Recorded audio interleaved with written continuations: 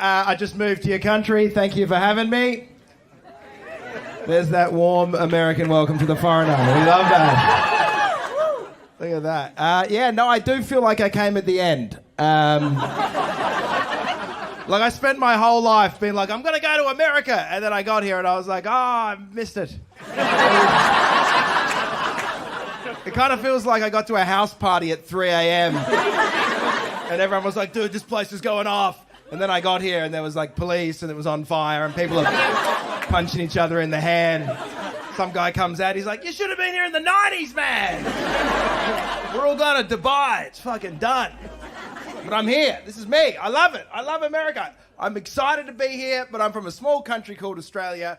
It's very chill, so this country freaks me the fuck out. I'm always... Look, I got an Amber Alert the other day and I shit my pants.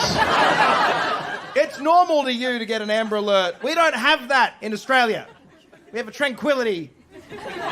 So you can understand how terrified I was. I'm at Venice Beach trying to have avocado toast for $28. And then my phone is like, Amber Alert, kidnapping in progress, 8-year-old girl stolen. I'm like, what am I, fucking Batman? What am I... Like, I just got here. What's my obligation? I'm trying to look at a view. Now I'm searching for a Toyota Tacoma all of a sudden. This guy's got a gun. I got a butter knife. Not a fair fight. I understand you guys are defunding the police. Good move. Now it's us, apparently. And the budget cuts. For nothing. Zero pay. Don't you reckon the Amber Alert app, it should be like Uber, where they're like, 8-year-old girl stolen, $2,000. Except, rent's due, let's fucking do it. Scary. I'm learning stuff about your country. I'm trying to fit in, learn a couple things after being here for like a year, and that is mostly that you have more chance in this country as a homeless dog than a homeless person. Learned that. Yeah, you guys love dogs. You don't give a fuck about people. That's America. Right there. All your empathy goes to the canine. The human, you don't give a shit. I got a lot of American families' houses, and they've always got a rescue dog. I've never gone to an American family's house. And I'm like, who's that? And they're like, oh, that's Steve. He's a rescue. Yeah. We were on a road trip and the kids saw him under a bridge and they thought he looked ever so cute. And we brought him home, gave him a wash and a shave, and he's brought a lot of love and light to the house, actually. He's just don't sneak up on him from behind. He's a biter. He will bite you. But he's got no teeth. He's just playing. So he says hello. It is nuts. It's confronting the American homelessness that we have here. You just have to get numb to it a little bit when you see it, you know? Like, I got a friend from Africa, from Soweto, Johannesburg, and he said this about America. He goes, why do the people in America adopt dogs? Why do they adopt a dog? They will not adopt a child, but they will adopt a dog. Which is odd because he is white. I don't know why he talks like that, but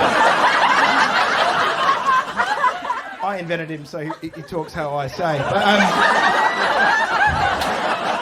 my fictional friend raises an interesting point, and that is, why do we do adopt dogs, but not many people are adopting kids anymore. That's a big thing. We all would adopt the dog, but yeah, it's expensive. That's right. And also, I think there's a little bit. You'll help me out here, mate. What happens to the dog in the shelter if it doesn't get adopted? What do they do to the dog? They offer it, yeah. A lot of people say put it to sleep, but we've got a freak down the front here. Straight in. They kill it.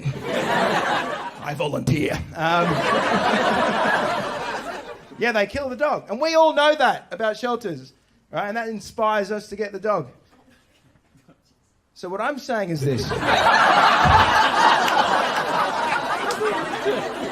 If we want more kids to find a home,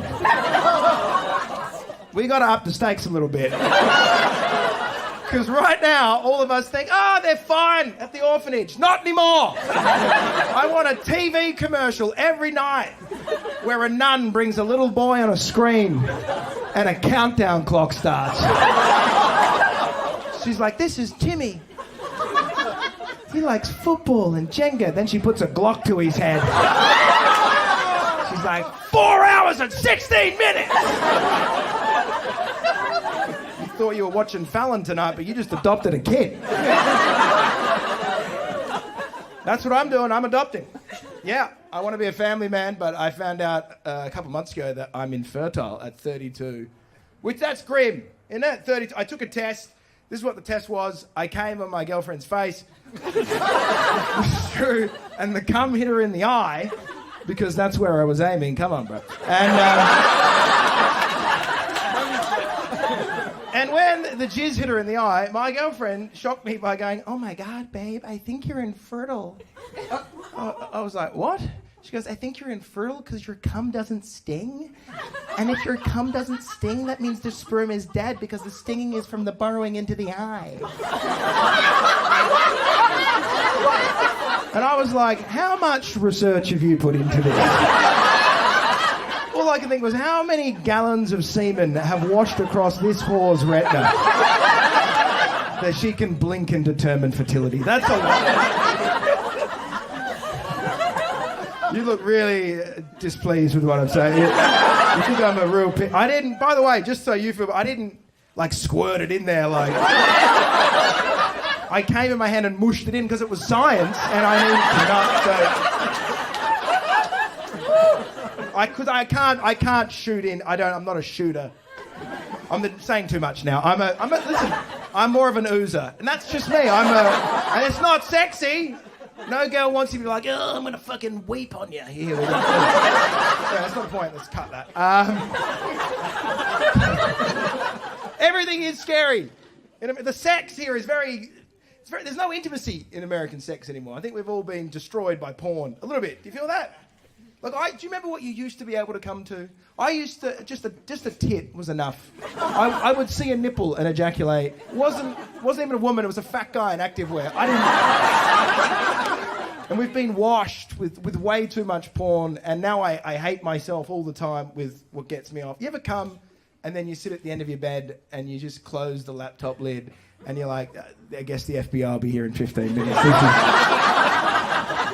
This is not who I want to be. I'm going to need help enforced on me in some way." It's bad. I quit porn for about 6 months, and then I did return. And you know what I noticed when you return to porn with fresh eyes is the advertising is very low quality. No major brands are associating on Pornhub.com, which is interesting to me because we're meant to be a sex-positive society, but they won't advertise there. Like, there's no Best Buy ad before an orgy. But why not? If I worked in marketing, I would exclusively advertise my products on Pornhub. It's a big audience, paying attention in a good mood.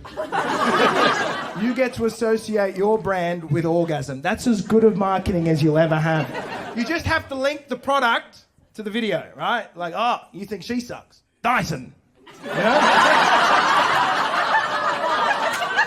You seem to be watching a lot of stepbrother, stepsister porn. Ancestry.com. We'll find you someone distant enough it's legal to fuck them. That's our point. Yeah, we're dark in the sex. The sexual energy is too much. I don't like hookup culture. I'll tell you the moment that I was done, and I'll leave you. I brought a girl home, and she immediately got on my bed, and she looked back at me, and she goes, "I want you to demean me. I want to be demeaned by you."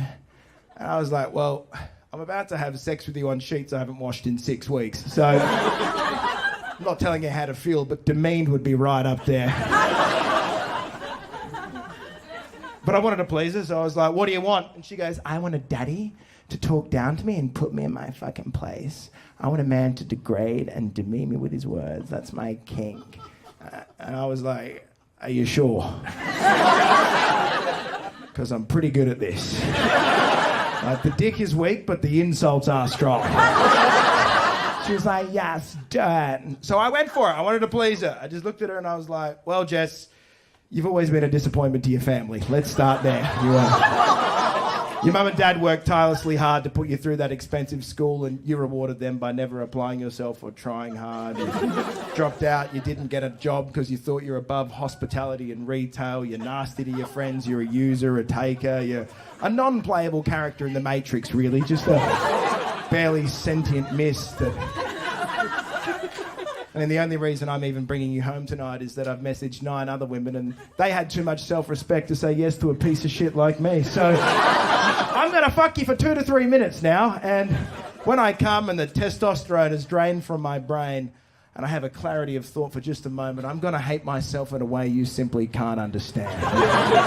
I'll look at you in the bed and realise we have nothing in common and we've both used each other in some horrible meat exchange. And I'll feel so empty and alone, and I'll think, why is it that I'm with you when there's someone out there who I could truly connect with and be vulnerable and build something real and intimate with?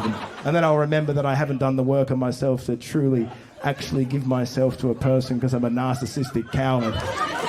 So until then, I guess you'll fucking do. So she's crying, right? She's like, I thought you were just going to say that I'm a slut. And I was like, and you're that too. Anyway, I'm Amos Gill. It's an absolute pleasure to talk to you. Good luck, America. Bye-bye. Thank you.